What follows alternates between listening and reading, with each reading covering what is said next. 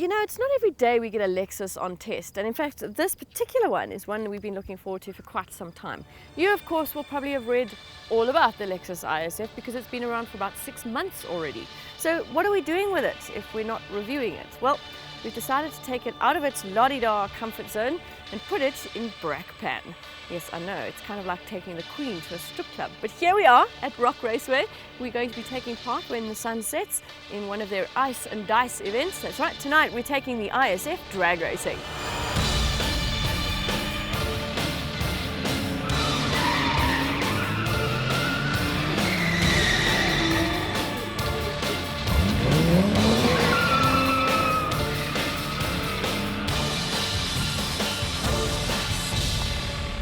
Now yes, you may have read all about Lexus's Halo performance model, well, until the LFA materializes. But here's a reminder of its vital stats. A throbbing 5-litre V8 under the bonnet that puts out 311 kilowatts and 505 newton meters of torque. It sits on 19-inch alloy wheels, but only the rear ones are giving you that claimed top speed of 270 k's an hour. And the all-important 0 to 100 for today's purposes, Lexus says it'll get you there in 4.8 seconds. That puts it in the speedy company of the Bentley Continental GT and Flying Spur Speed and the Jag XKR. But who it's really targeting, according to Lexus, are the C63, M3 and RS4. All V8 engines, all performers in their own right, and very nice company for the ISF to be seen hanging out with.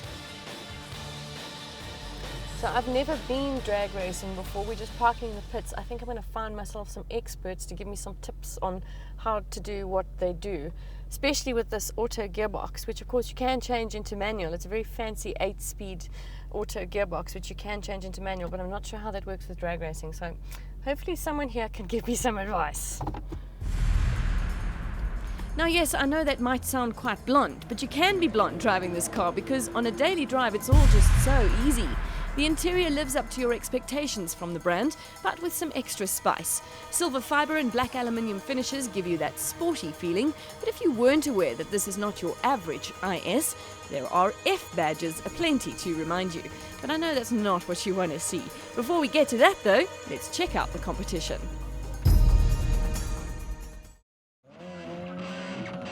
As the drags got going, I started to feel rather nervous of my modern technology.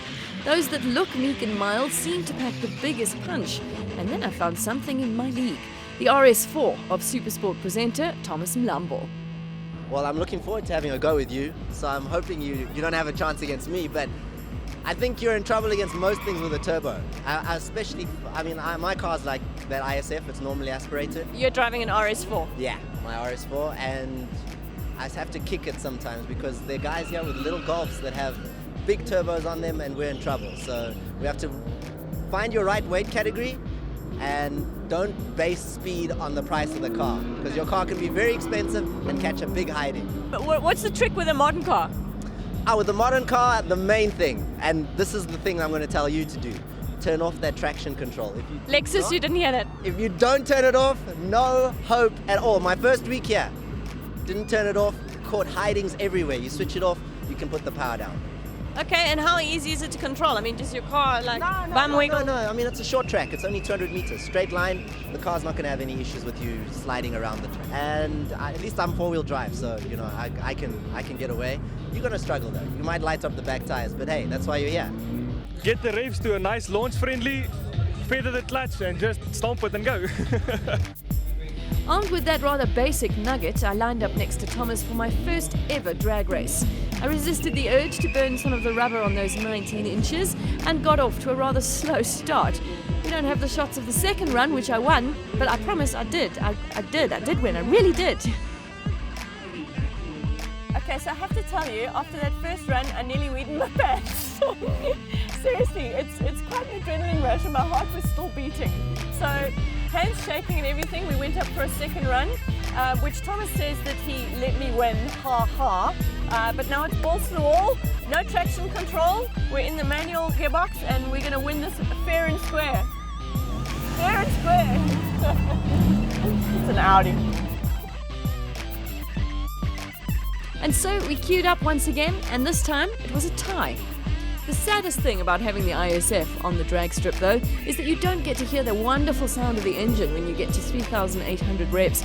It's like its voice is breaking as it changes to a fabulous rumble. Not a look at me sound, just a lovely low burble. Awesome. But it's not the only one here with a nice voice. The sounds are just a small part of why people keep coming back.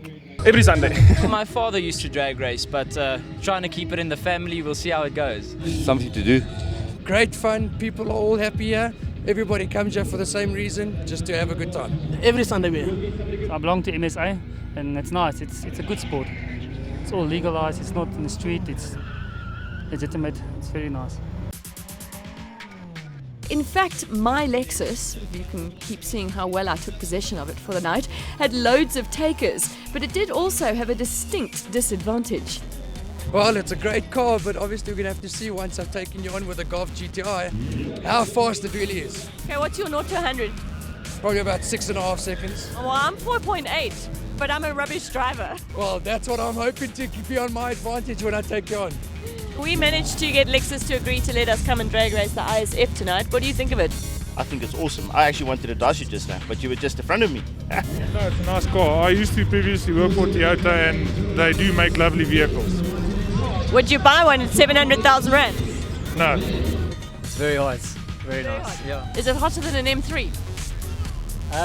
Yeah, probably. I think this one kicks the M3's ass quite bad. Hey, did you see my Lexus over there?